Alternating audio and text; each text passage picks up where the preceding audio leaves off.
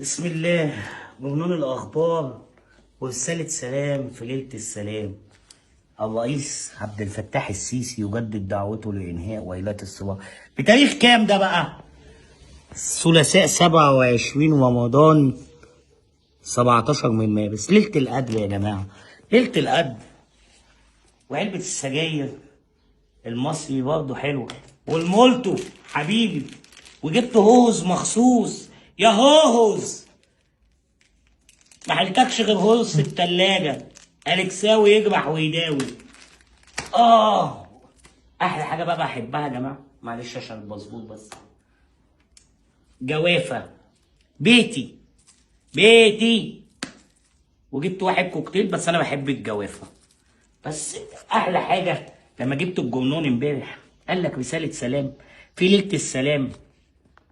السيسي يجدد دعوته لإنهاء ويلات الصراع. آه